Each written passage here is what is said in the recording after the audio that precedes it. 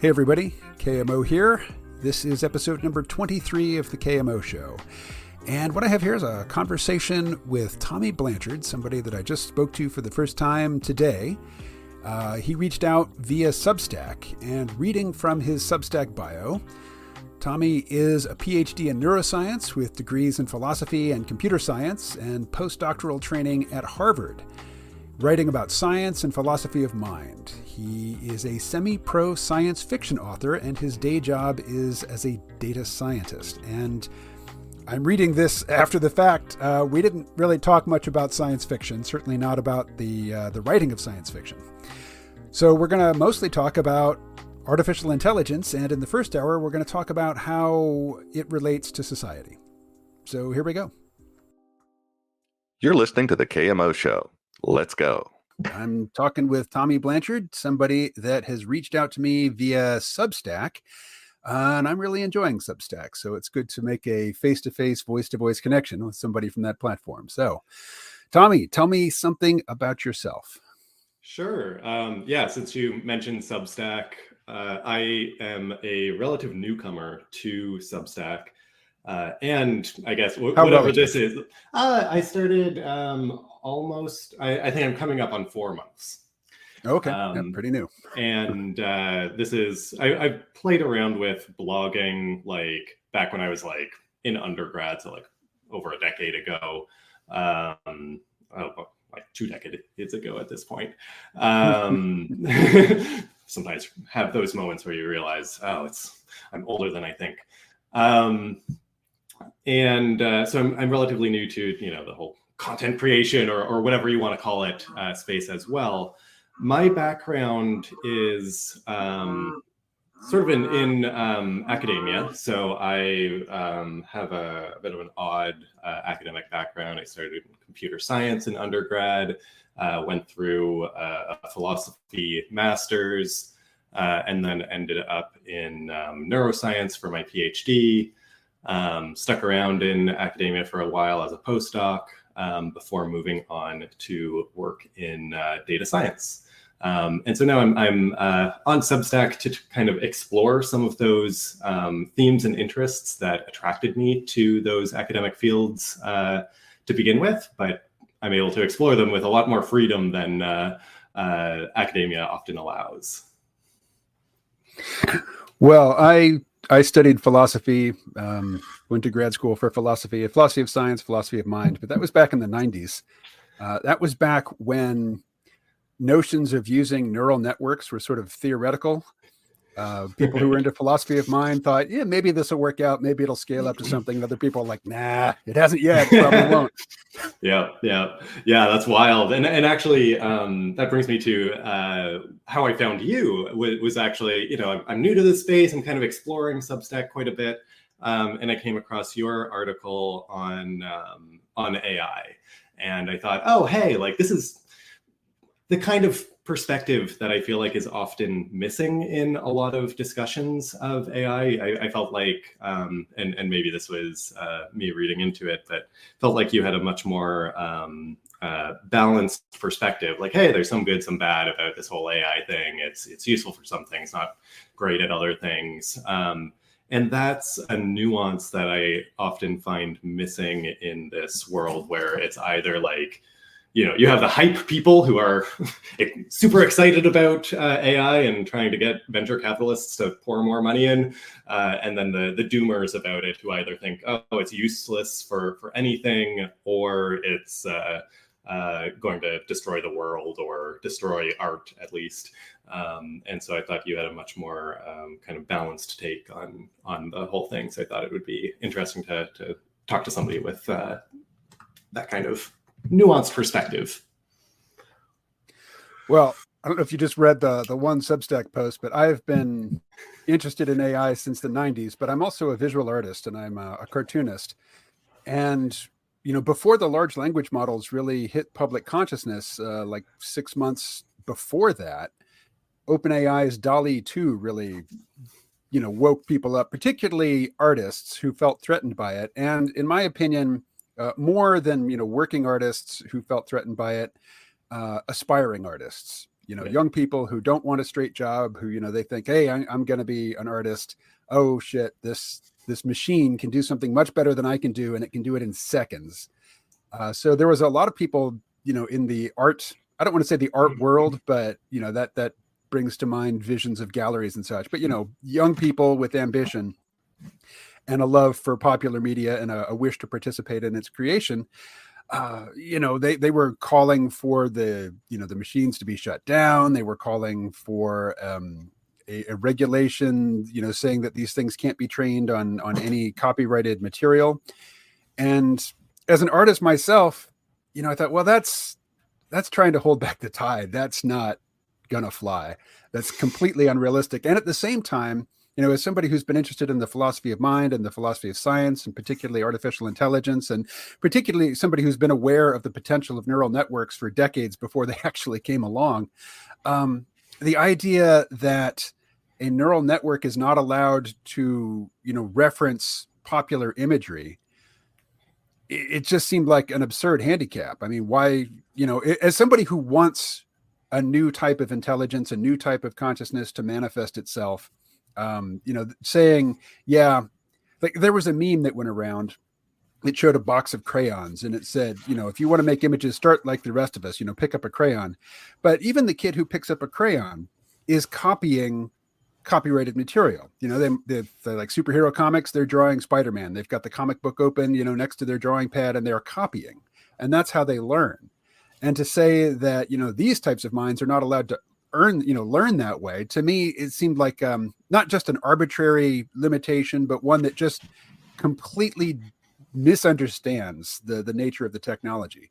And, you can probably tell I think about this a lot. I can continue talking, but I won't. So I'll stop and mute and let you talk. Yeah. So I think that's right. And that's one of the things that I think about a lot, the fact that we're kind of holding AI to generative AI, I should say, to a different standard here. If we're saying that we're not going to allow them to be trained on certain images that or text that a human who's learning to do those same things has access to. I come at this from kind of two perspectives. So one is, like you, I have an interest in philosophy of mind, and I think it's interesting to look at neural networks, both as a model of certain kinds of cognition, like what can you do with these things? What kind of functions can they perform? And more recently, the large language models as one way of thinking about how language is learned. Now, there's a lot of arguments about exactly how closely that resembles human language learning and concept learning more broadly. But I think it's at least a really interesting kind of existence proof of like, hey, you can actually learn a heck of a lot just by being exposed to and doing the right kind of inferences over just text. And that's kind of an amazing thing to me. Like that's kind of like a mind expanding concept that there's that much information just in the language that we use. The other angle I come at this with is I'm a data scientist as my day job.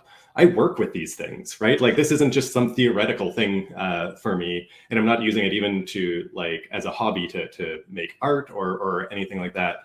I'm also like working with software engineers and doing research on algorithms to put this into actual products.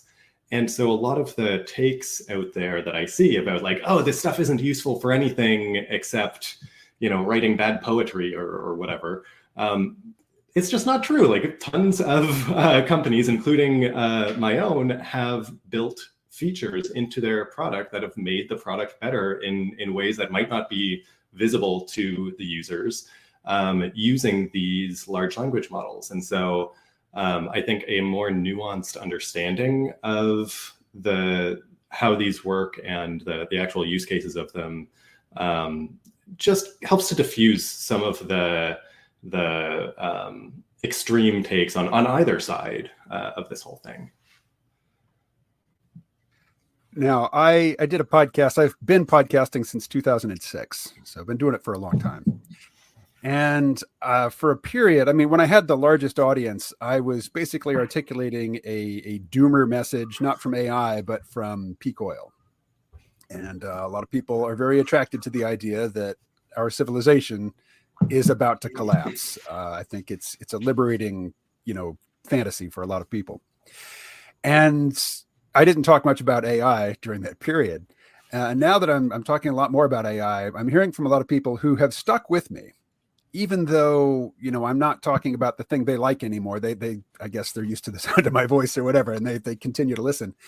And, lots of people, write to me, not lots of people, but certain people write to me again and again, just to tell me how off-putting the whole notion of AI is, how they will never participate, with it, how it's demeaning to humanity, how it's everything about it is just poison to what is good about humanity. And I don't agree with that, but I don't push back against it too hard, because it's clearly not a position that anybody has come to through a process of working with the technology or, studying, mental models or different types of neural architecture. It's an opinion that satisfies some deep need. And, I'm not going to replace that need or I'm not going to talk them into not needing it anymore. So I don't try. And again, these are topics that I think about a lot, and I can continue to monologue, but once again, I will hit mute and let you take over. Yeah, I listened to a couple of your other podcasts with some of the almost say like reflections about doomerism on peak oil, and I do think this. To segue a little bit on our topic here, I think there's a very easy to understand operating principle here that, like, hey, we kind of like our narratives, right? And a lot of those narratives are fairly negative. There's a well-observed negativity bias that humans tend to have. We kind of like, in some sense, or are drawn to is probably the more correct way of saying it. These narratives of imminent collapse or like something bad happening. We're drawn to stories of bad things happening in the media. If it bleeds, it leads.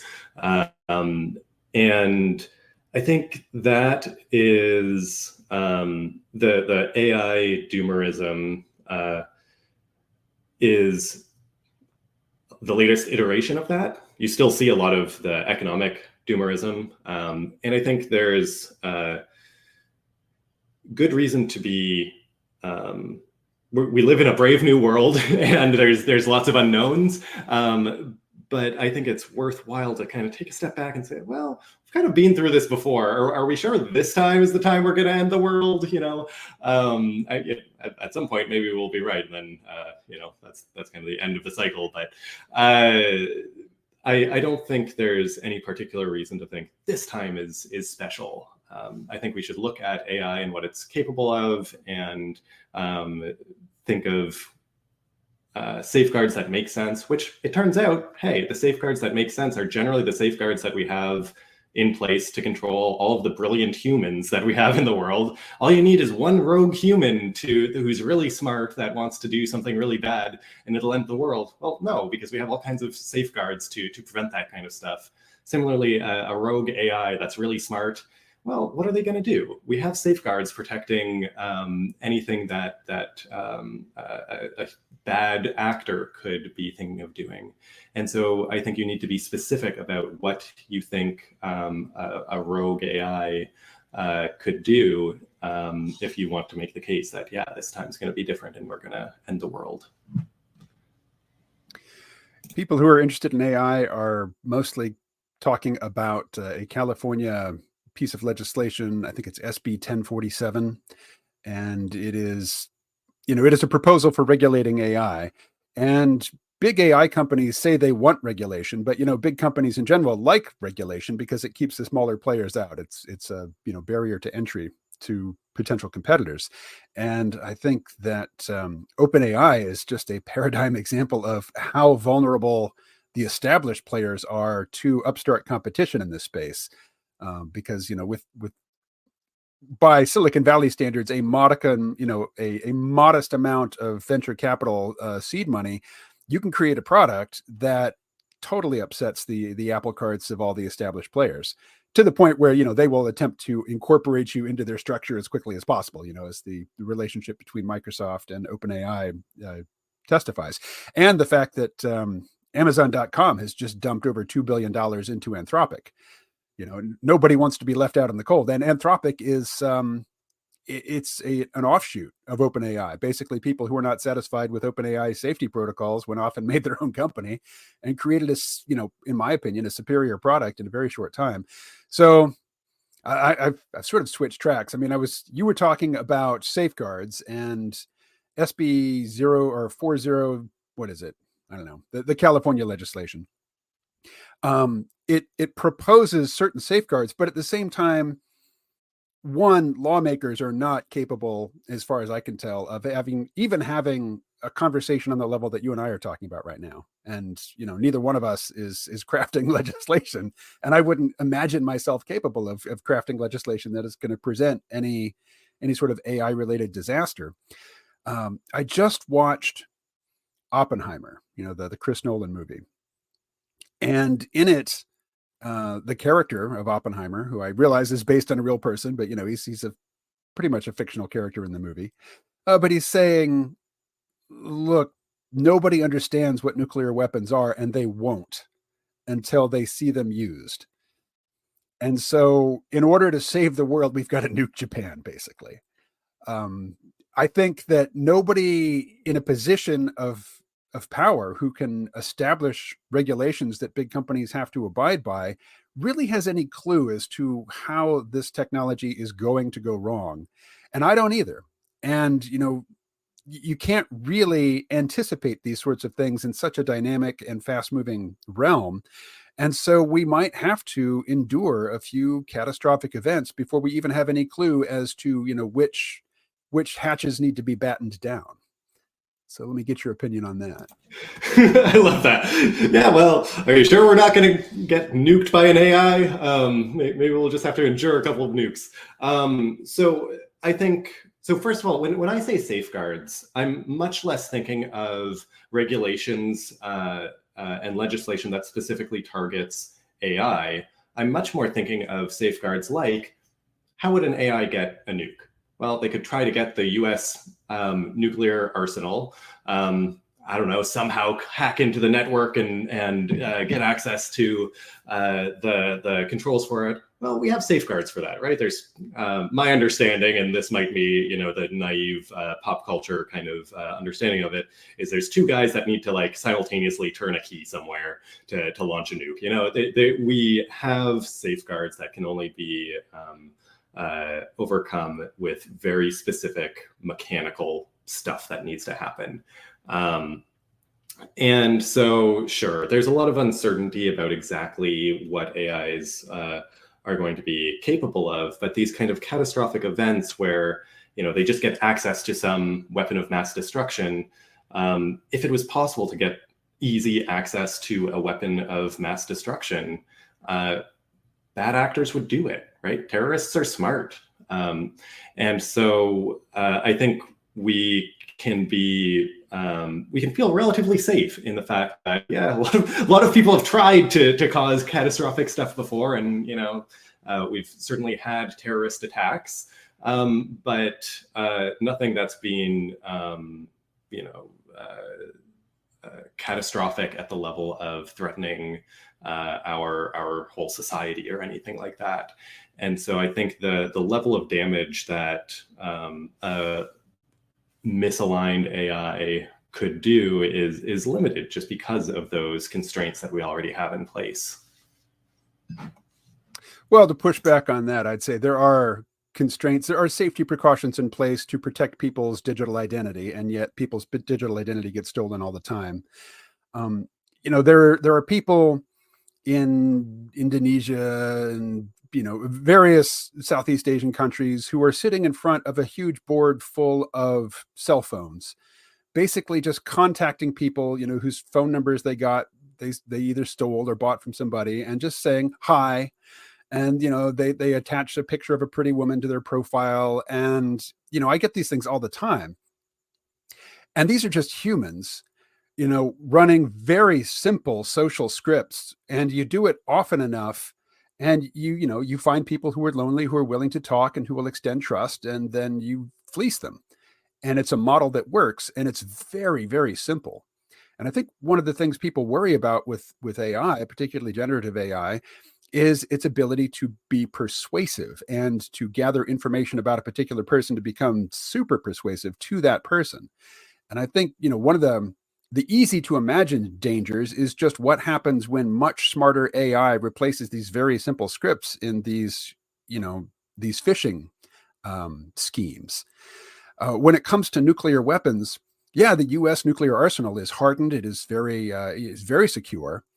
But if you study the history of the Cold War, we came very close to nuclear exchanges on many occasions when there were, flocks of birds, or, the sun hitting ice in a particular way, or just, ambiguous signals made people think that there is a launch, an incoming wave of nuclear weapons that we need to respond to. And in every instance, it was a human being who said, you know what, I don't believe it. And I know this could be the end of my career, and this could be the end of my life if I'm wrong, but no, we're going to stand down. And if it hadn't been for individual human beings saying, no, I'm not going to follow the protocol, we would be living in a very different timeline. And, I think the more persuasive AI gets, the more it can spoof those signals, the more it can, engage in social engineering, which is very targeted and which is specific to individual people. I think the hard parts of the system are, the mechanical and the cybernetic parts, and the weak portions are the human portions. And I think that's where AI is going to find a weakness. Now, I'm not particularly worried about, AI starting a nuclear war. That's very Terminator. that's something that lots of people can imagine. So the thing that hits you upside the head as a society is not the thing that everybody was imagining. It was the thing that nobody thought of until after it happened. And then after the fact, it seemed obvious in hindsight. And I don't think there's any way to determine what those vulnerabilities are until they get exploited. So I think there will be, I'm not sanguine. At the same time, I just realized that doomerism is a fetish that feeds on itself and is a cognitive distortion that, I reject. And I reject ideology in general. I've been caught up by it repeatedly. I used to be a dyed-in-the-wool libertarian. Not anymore. Used to be a singularitarian before I became a doomer, and then I was a doomer. And now I'm just like, you know what?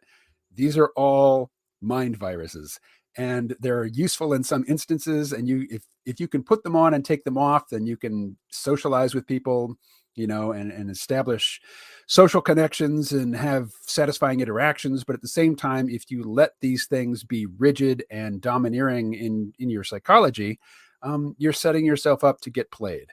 And so I'm just very skeptical of, of Pollyanna, like hopium, as the doomers would say, hopium addicts.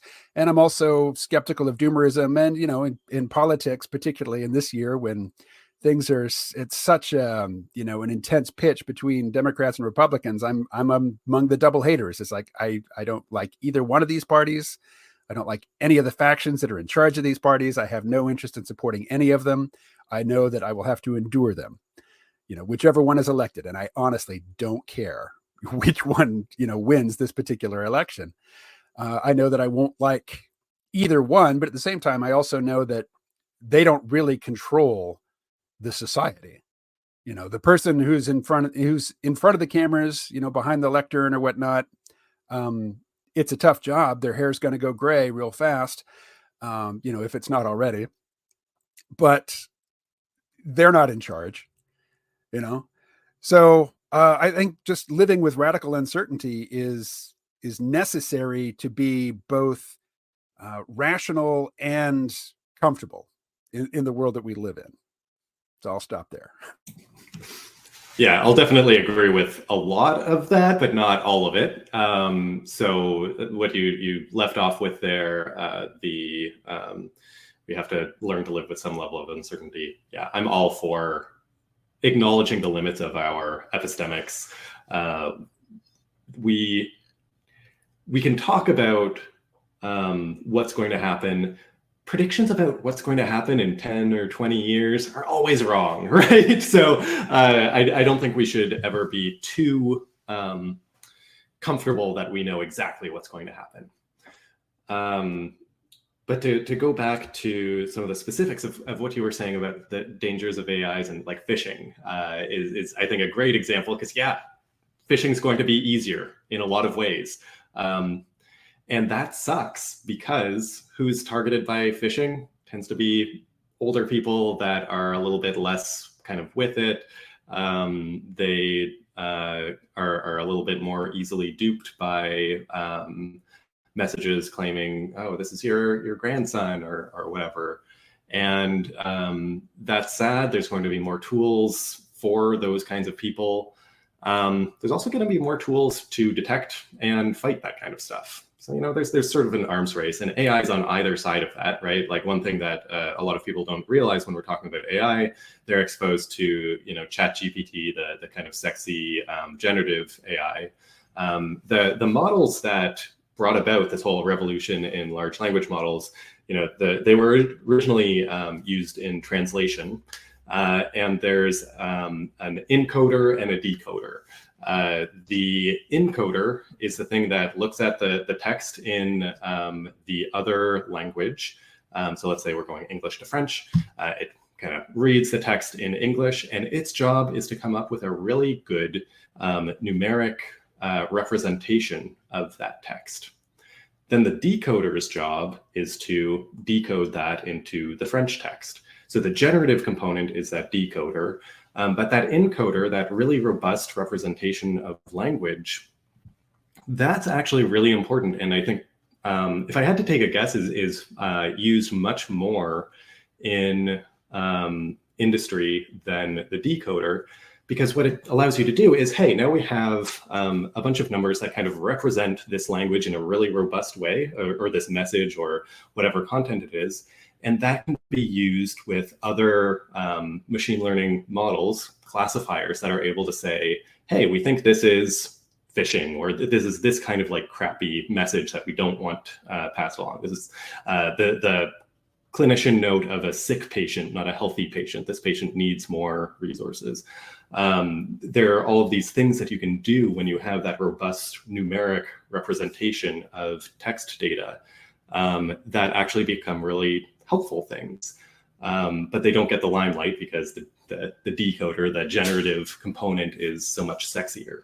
So I think that we're going to see an arms race in that space, or maybe we won't, right? Like, a lot of these arms races kind of happen behind the scenes. So I think an arms race like that is going to happen. Now, I think you're right that, like, hey, we don't know necessarily what the biggest vectors of attack could be for a persuasive AI. The thing that lets me kind of sleep at night with all of this is, again, I feel like I'm harping on the same point, but like, there's a lot of smart people in the world, and there's a lot of bad people in the world. And so luckily, if there's a way to do bad stuff, it's probably been attempted. And so we've probably learned from that. And point well taken that, hey, at various times in the past, we've come close to the brink, so to speak, of like nuclear war or whatever else. And the important point is, we didn't. We had humans in the loop that made good judgments, and we continue to have humans in the loops. And we have to empower them and have the right tools in place and the right information. As our information environment degrades, that becomes all the more important, right? If persuasive AIs become common, that's a known thing. The question people are going to ask themselves whenever they receive some information, if they're making some really important decision based off of it, is there some possibility that this is from some persuasive AI that's kind of spoofing this information? So I'm relatively optimistic about our ability as a society to adapt to these things, both through improvements in our tools and through our adaptability as humans to change as our information environment changes. I'm sure you've seen the at least, somebody reporting on the Facebook groups that are all just AI generated imagery that boomers on Facebook cannot tell. They just see a photograph. And my mother is 85 and she's like that. I mean, she can't tell an AI generated image from from a photograph. And most people have never interacted with a large language model. They have no idea how lifelike they can be, how seemingly intelligent and responsive they are. So I think, the idea that part of the arms race is just in our ability to be discerning and to detect what's incoming. There'll be a portion of the population that keeps up for a while, but lots of people are already left behind and they're not going to catch up. My mother is never going to develop the visual sensitivity to look for, 6 fingers on a hand. And even, the distortions that were common in AI generated imagery a year ago are much less common now. And, the staggered sort of morphing weird video is improving rapidly.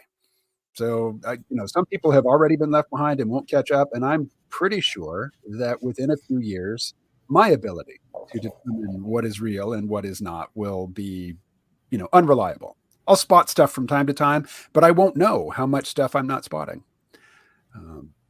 I'll stop there. So I think that's a good argument to keep your mom away from the nuclear codes.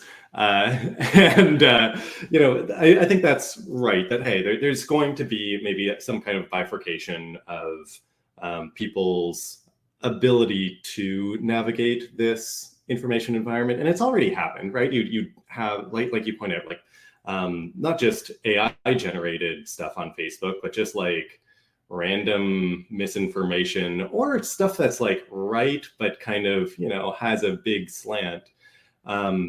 Those aspects of our information environment have always existed. There have been studies, I think, if we look at present day as a snapshot of what kinds of things we might be worried about, misinformation, maybe that'll get worse, it's already so bad. I think the problem of misinformation is vastly overstated. I think the studies of misinformation have found it's actually a very small, limited amount of exposure that people have to it. Much more common is information presented with some kind of leaning. That's something that we've had forever, right? Everybody's received their information diet digested through some news anchor that has their, personal biases. Maybe you're learning about it from, the local news press where the editor, back in the days when you had a much more limited selection of where you got your information from, your local paper is the main source of information, and the editor's, a racist or something. You end up with slants to the information that you consume. We've been dealing with that for a long time, and there's going to be additional wrinkles being introduced to that as we change as a culture and as technology evolves over time. But I don't think it's fundamentally new. And I think it has always been the case that people that consume from a wider set of sources and who have a better ability to identify not just experts, but the right experts for the right kinds of information and are able to integrate all of that and evaluate information, that's always going to be an important skill. But I don't think it's a particularly new one. And so even if we're not able to personally identify, AI images, I assume that at some point AI image generation is going to get good enough that I won't be able to tell, no one will be able to tell. But we have very good image manipulation techniques already. And what you have to do is rely on the experts, right? When an image hits the news networks that it turns out was doctored, journalists catch it, right? There's experts at looking at these kinds of things and trying to track down the where they've come from, that these institutions can help protect us from that information. So I think those institutions have always been important and are just going to continue to be so. And the skills of navigating these environments might change a little bit, but I think the overall game is staying the same.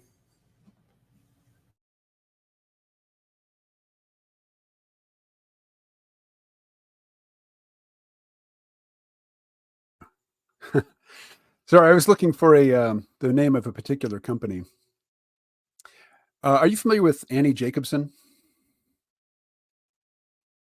No, I'm not. So she wrote a book called The Pentagon's Brain. And she's written another book since then, but she's done a lot of research and had access and talked to high-ranking generals and whatnot. And regardless of what Silicon Valley wants, and regardless of what the general populace wants, and regardless of what any politician might say on the topic of autonomous weapon systems, the Pentagon wants them. And there's a company, and this is a very unfortunate trend, but this company, it's called Anduril, which is a Tolkien name. It's the name that Aragorn's sword was granted, was bestowed with after it was reforged. And this is a company that is dedicated to building autonomous weapon systems, and they have just signed a big, multi-billion-dollar deal, and they're building a huge facility to create autonomous weapons. And it doesn't matter what the state of California, writes into law. This is the Pentagon. They will get what they want to some extent. Now, the Pentagon wants autonomous ships. They want lots and lots of small autonomous ships, but Congress doesn't like that. Congress likes, aircraft carriers. Congress likes big, expensive things that are built in particular places, that satisfy particular financial and political interests. So the Pentagon doesn't get everything they want, but there is no congressional bulwark against autonomous weapon systems. And we're seeing in Ukraine, very innovative uses of drones, which are very, very cheap compared to the tanks, and the other types of traditional military hardware, which they are, to put it in very sterile terms, neutralizing. So I think that the general point that I'm pushing back against is that we have experts. The experts know what's going on. They will anticipate what's happening, and they have no conflict of interest in terms of providing what it is we need as individuals and members of this society to live safe and happy lives. I'm not appealing to a general sort of mistrust of government, which, my 25-year-old libertarian self certainly would have pressed on. I'm just saying that it's a complicated situation, and a lot of times we're just not going to know where resources need to be deployed and in what manner until things have gone catastrophically wrong for somebody. We never had a nuclear war, but people living in Hiroshima and Nagasaki, they experienced nuclear Armageddon. For some of them, the last thing they ever saw was that bright flash of light. It's, some doomsday scenario. Some doomsday scenario will befall all of us at some point, but it's individual. It doesn't come all at the same time. But, in limited regions, maybe not in the US because we have these two big oceans on either side of us and, weak states to the north and south, but somewhere, pretty much every horrible catastrophic scenario that anybody has imagined is likely to unfold for somebody, for some local population somewhere. So this will be my last, volley in the things aren't necessarily rosy because we have experts looking out for us. And in fact, I like to quote, what's his name? Israeli, cabinet member in the Nixon administration, won a Nobel Prize, even though lots of people say wow, who am I thinking of? Do you know who I'm thinking of? Sorry, man. This is before my time. This is killing me. This is a name that this should be on my tongue, Ronald Reagan. Anyway, Yeah, I'm also not American, so it's kind of I'm Canadian, so I get a pass on like all things American history. Oh, you know this name. If I were to say it, you'd say, "Oh yeah." Anyway, his definition of an expert is somebody who articulates the needs of power. So you are not concerned particularly about misinformation, and neither am I. Exposure to a false narrative doesn't necessarily mean somebody's going to adopt it. People adopt false narratives because they answer to psychological needs that they have, and they will seek out the information, or the misinformation, which validates their positions, which they hold, for other reasons. But I'll just stop there. I'll stop there. That's the beginning. I see that I'm pointing myself down a road that doesn't resolve quickly. So go ahead. No problem. And this might be kind of annoying, but I kind of want to say, yeah, I think we're kind of saying the same thing. We might be kind of taking a slightly like, the optimist versus the pessimist version of it. But I think at the end of the day, like, yeah, I don't believe, hey, we have experts in place, so we should all just kind of like sit back, nothing bad could ever happen. Because at the end of the day, yeah, there is nuance. There are things that we need to be worried about. There are issues that are going to come up that are unforeseen. And so we do need to take a robust, nuanced understanding of this as citizens who vote, as people who can voice opinions about different legislation, and as people who might have some interaction with experts who do have, speak to power, and so have some level of influence. Each of us can be playing a small role. And so I think we kind of have a duty in that sense to try to understand things and understand the nuance. What I'm pushing back against is the sort of blanket, something definitely is going to go wrong, and instead pushing for, hey, like we actually have a lot of like important protections in place. Let's understand those protections. And yeah, if something comes up and it's ringing alarm bells, of course, we shouldn't just assume, yeah, it'll be fine, don't worry about it. Yeah, there's every possibility of misaligned incentives between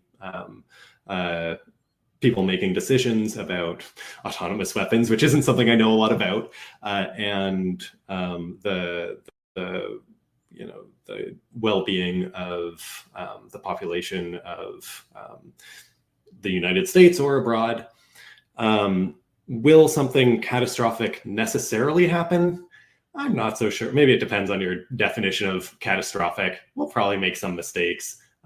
Will people die? Hopefully not. I don't think it's a given that like, yeah, definitely when mistakes are made, a bunch of people will die. With weapons, yeah, this is high stakes stuff. Military stuff is high stakes stuff. When there's a gun malfunction, people die. So if that happens with autonomous weapons, sure, there might be something really bad that happens. That's pretty scary, right? Weapons are really scary. I don't this isn't an area I know much about, but yeah, it's not something that gives me the warm fuzzies thinking about all of the new tech in new weapons. New weapons systems happen all the time, though.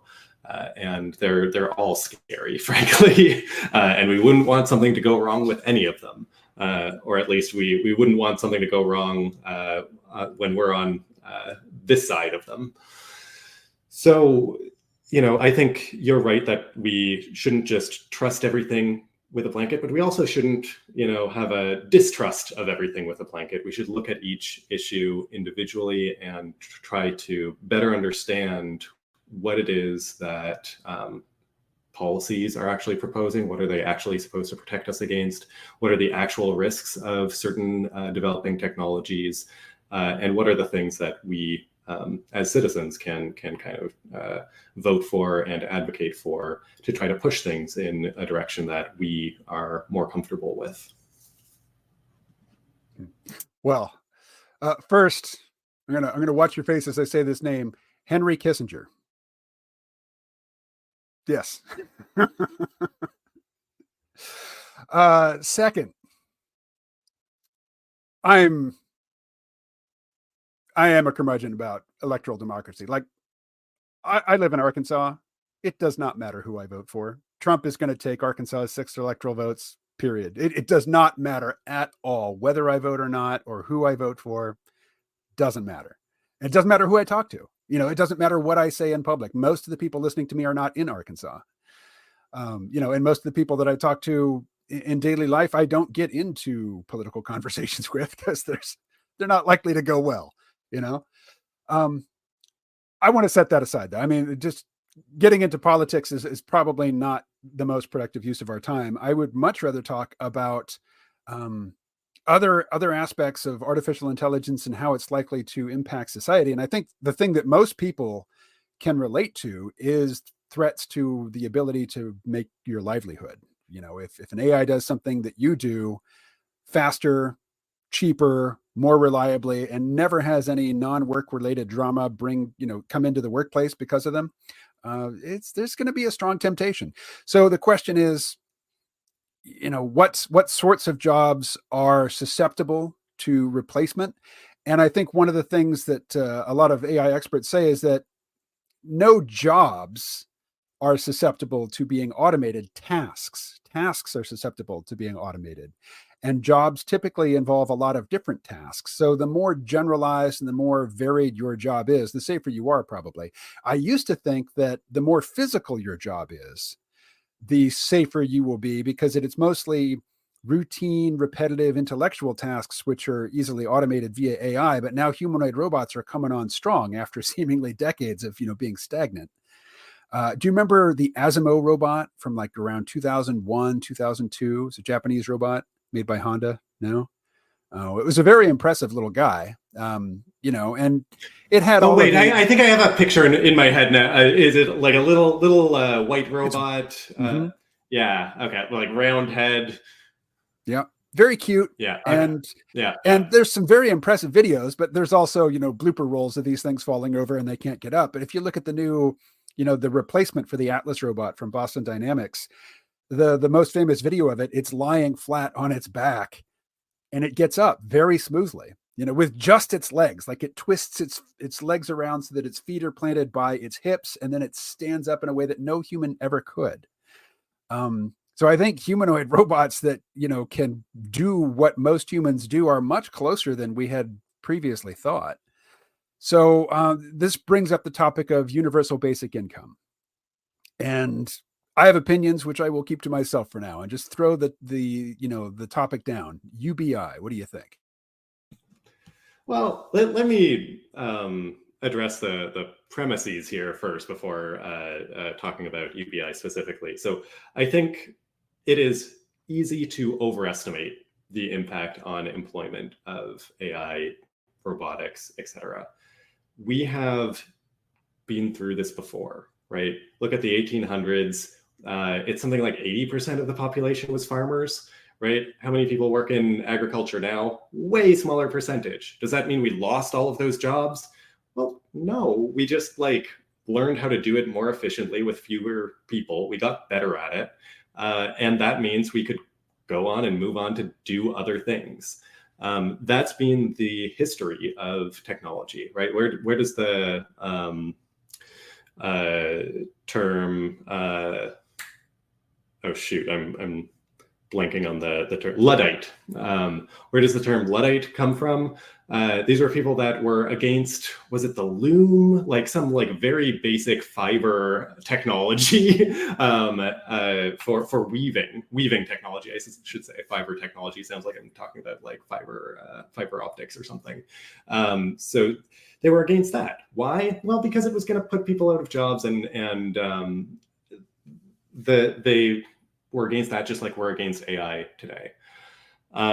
So the rate at which industry adopts new technology tends to be very slow. So I think what we'll see is a very gradual transition. And you already see some of this. So for example, tons of companies have already put together, we had crappy chatbots before. Hey, LLMs make our chatbots a little bit better. Let's build new systems based off of those. So our chatbots have gotten a little better. The internal stats I've seen from the company I work at, these haven't really cut down the number of questions that go along to support members, but hey, maybe we'll get better at it. And hey, maybe we won't need to have so many live humans responding to questions anymore. That would be great, right? Like those people can then go on to do other things that are more productive. We have fewer people doing the same to do the same amount of output, right? And that's how we grow the economy. That's how we all become better off. So unemployment is low now, and we have these AI technologies. I don't see a reason to think that we're going to see a sudden sharp shift. I think we'll see a slow adoption of AI technologies into different things that make people more productive, and that will free up resources, grow the economy as those people move on to do other things that AI is not capable of doing. Maybe I'm wrong. Maybe you're right that, like, yeah, actually, if we look 10, 20 years down the line, there's going to be massive unemployment because anything useful that we can think of the vast majority of humans doing, we can just do with some combination of robots and AI. That would be great, right? Like you said, at that point, yeah, UBI becomes the obvious option. If you are not able to contribute to an economy because you just don't have skills or abilities that are over and above what can be done much more cheaply by a robot or AI, yeah, let's open things up so that you can do things that are, like, maybe not economically valuable, but are valuable in other ways. And that expands the things that you're capable of. Maybe it's you go into art and become more involved in your local community doing art, right? And I recognize that it's kind of funny to talk about that, given the, like, oh, AI can do art now, like, why do it? Well, no, it's a form of expression, right? If we take away the economic component of it and you're just doing it as a form of expression, suddenly there's more reason to do art, and you can connect with your fellow humans on pursuing that form of art. And so if that's kind of the world we live in, and if we have the same level or even greater economic output than we otherwise would have, we can afford to spread around that wealth more, right? If we're doing the same amount we're building the same amount of stuff as we do now, but only using 25% of the population, hey, let's spread around that stuff to the full population using a tool like universal basic income or another, like, equivalent policy. So this is a rote conversation. You've said something that I've heard many times before, so I'm going to give the standard response to it. I'm going to try to keep it as short as possible, though, because it's not terribly interesting to me to, have the 10th or 15th iteration of this exchange. But the Industrial Revolution is a bad example. One,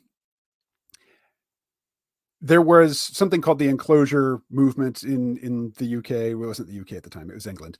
But there used to be a lot of people who lived agricultural lives, and they depended on common grazing areas. And this is directly related to textiles. Sheep would be grazed, but the sheep belonged to individual families and small communities, and they shared agriculture, or they shared grazing lands.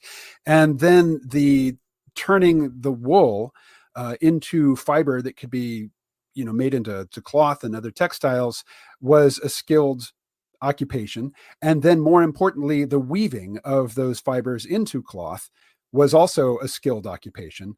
And the looms that the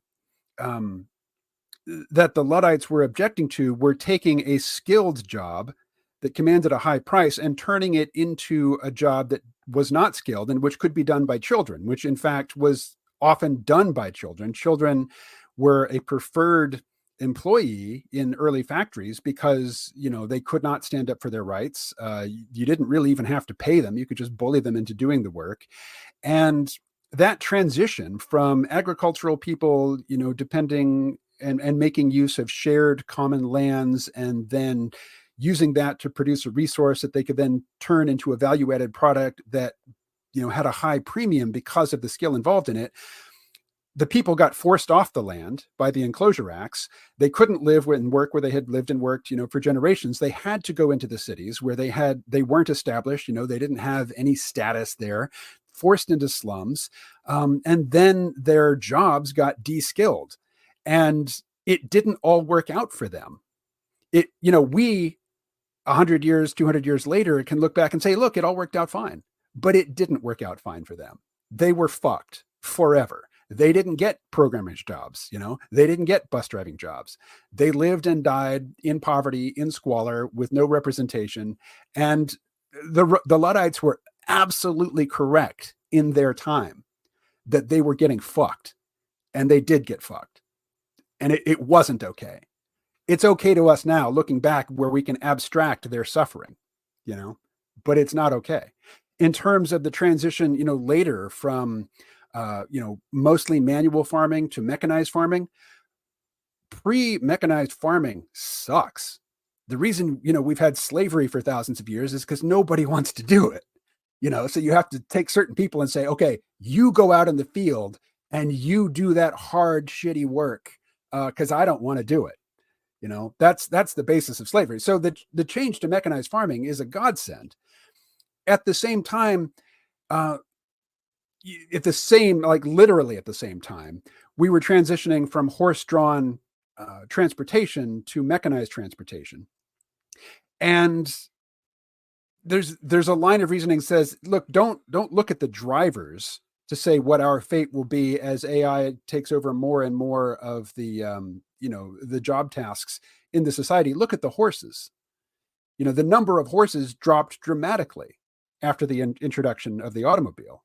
Because we didn't need them. And so, you can say human beings have value in and of themselves.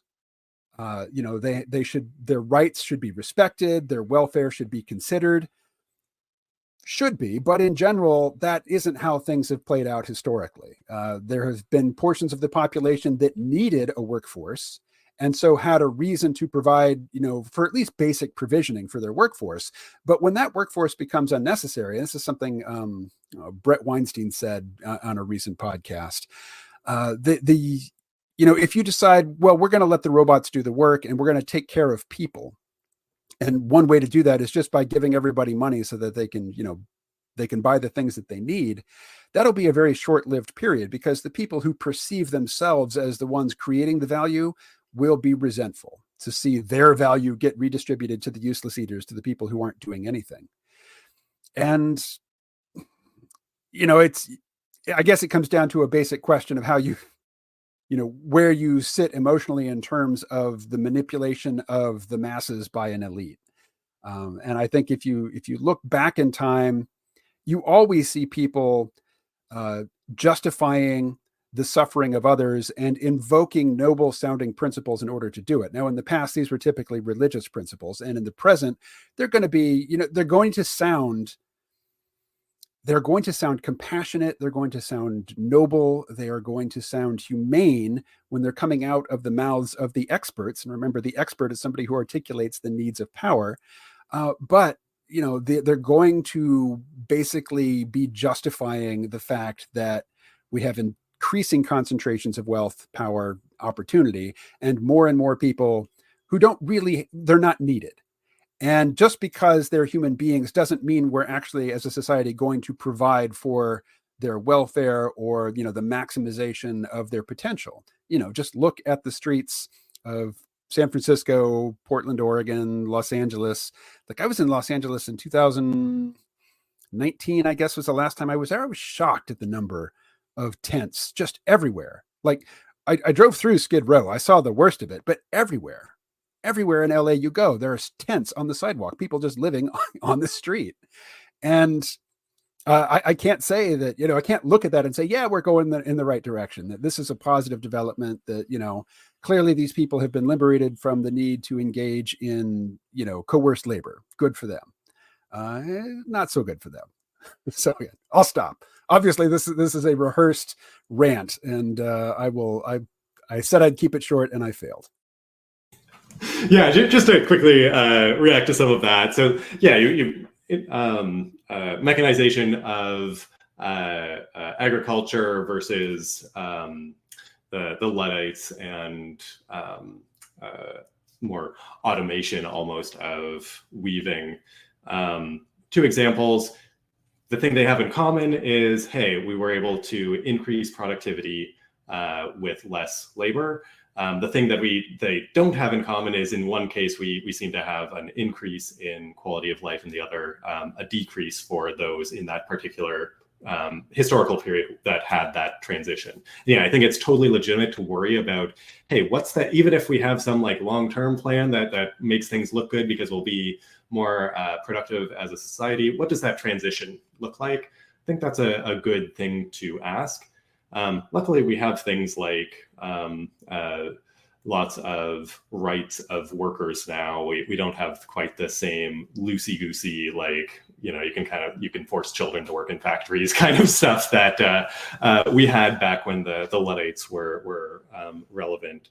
But you do still have this worry that, yeah, what about the people that potentially are going to be losing their livelihoods, something like a skill that they have developed through their whole life. They have their identity tied to this job, and they might learn that's just not relevant anymore. You're not creating value. I think that's a serious risk of psychological harm, and I think that's something that we should, if we get to that point, which again, I do not think is a given. I don't think it's at all a given that developments in AI inevitably are going to lead to mass unemployment. I think that's a massive leap. But if we do get to that, yeah, we have to do some thinking as a society. How do we set people up to be supported through that transition? How do we help them deal with that? Either by, one thing I'm generally a big advocate for is just investing in human capital.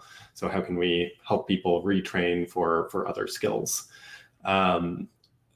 Alternatively, how do we help them adapt to some other life, like where they're kind of redefining their identity to not be something that is economically productive in the same way that they've conceptualized through their lives, but is useful in some other manner. That's all like very speculative, future-facing stuff. With regards to like, well, what horses became a lot less common as we mechanized agriculture. I'm not sure that the analogy there holds up super well, because the reasons that we create more humans are not the same reasons that we create more horses. Families decide to make babies for reasons that I think are completely divorced from, oh yeah, this is going to be a new worker for our economy. Point well taken that there are larger societal forces that can influence the cultural discourse, and therefore influence those discussions happening at the family level. But I'm not so pessimistic about the result of those being so extreme that, like, yeah, we're just going to like stop breeding the masses in this hypothetical future. But is UBI kind of a sustainable long-term policy? I think that depends a lot on the dynamics of exactly how we set it up, exactly how we evolve towards it. And there's enough speculation there that my only claim is, yeah, if somehow we end up in this future scenario where we have mass unemployment and people just are not being economically valuable, not because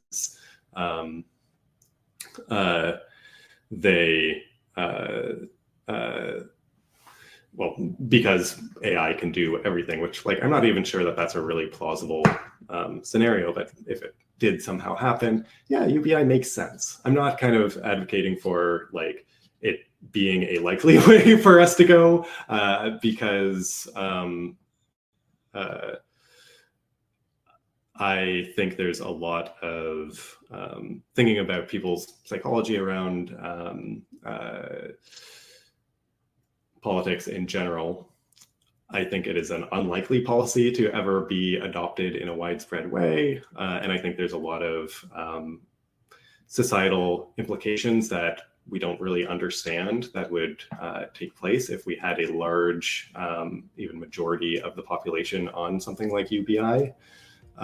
So I'm just saying from a kind of naive perspective, yeah, of course, like, hey, if we have a lot of stuff and we have a lot of people that aren't able to engage in the economy, it makes sense to spread that stuff around.